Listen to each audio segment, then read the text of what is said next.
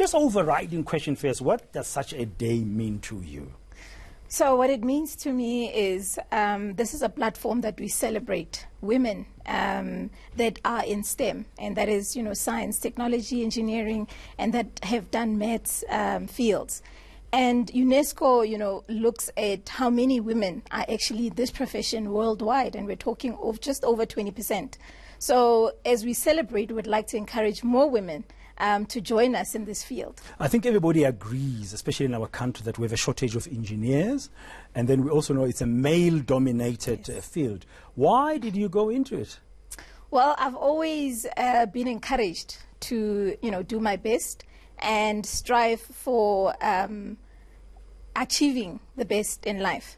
And for me, I always loved math. I did math over holidays and over December holidays. So this was more a natural for me to go into some engineering. young people watching this, you're saying you used to do maths over holidays. I think, is she crazy? Did she love it that much? Was it an easy subject for you to do at school? Did you have the right kind of support? Yes, support. My mother is actually a teacher. So the support is definitely was there.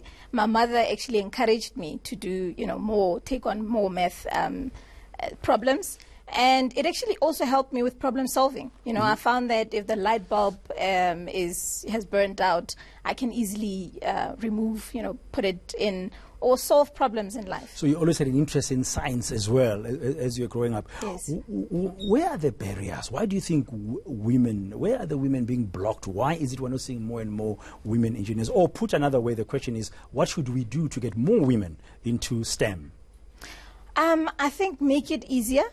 For me, definitely one of the challenges was accepting that there's certain norms, personality trait norms that one, as a female, you don't align to. Like, for instance, being, having feelings of being encouraging to people. And that, comes naturally to a female. Now, that is something that we need to encourage more females to take on the positions to ensure that... Are you saying we guys were not nurturing enough? That's not in your nature. That's not in our nature. And that counts for something, although it's those kind of hard type of subjects. You need a little bit of that approach. So we need more EQ as well in the space. And you bring that. Do you think that has helped you? You've been in this field for 14 years now? Yes, I've just been with Kumba over 15 years. So I'm a process engineer by trade. And following that, I then moved on to... What is a process engineer? What's a process engineer? So what I do is look at processes. When I mean processes, like, for instance, you get steel. Cars are made up of steel, so we design the processes that take out the iron ore from the ground that make steel.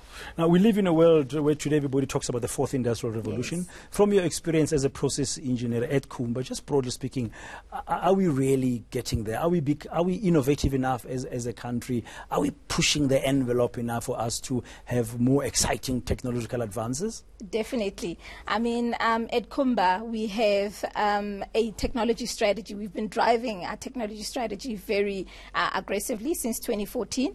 And what has that achieved is we have spent over R1 billion over the past 5 years.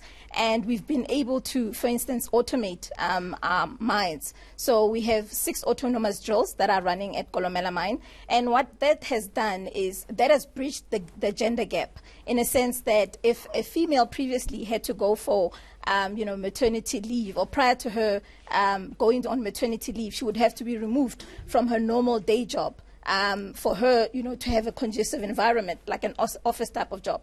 And now you have a operator that can still operate a drill which is situated a couple of kilometers away from the pit in an air-conditioned room. She can continue to do that up until she goes for her maternity leave. Using technology. And on the bigger issue then of transformation and getting more women involved, for instance, is Kumba, in your view, doing its part? Definitely.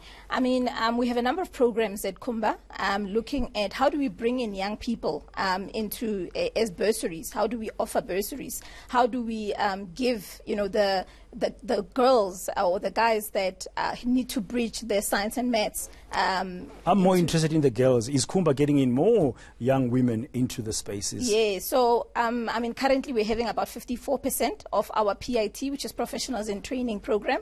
54 of those are mainly women. 54% of 54% of our program. Very briefly, before you go, Ms. Nsoleng, just to ask you, if there's a young lady watching us, what would you tell them? How should they go? If they wanted to do STEM, what would be your words to them? What should they do?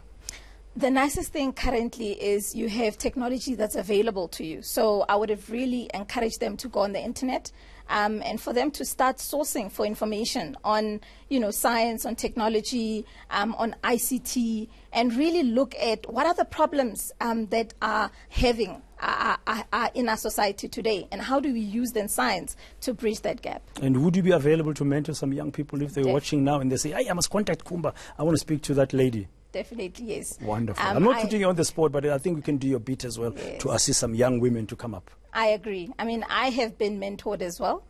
In my journey, I have been mentored by a number of inspiring leaders, including female leaders. Wonderful. Thank you so very I would much. really take up on the opportunity Anybody to wants do that. Well done. Thank you very much, and we wish you all the best. That's Bongi Nsoleng. She's technology manager at one of the largest producers of iron ore globally. That's Kumba. We wish her well, and of course today we are marking that important day, which is the International Day of Women and Girls in Science.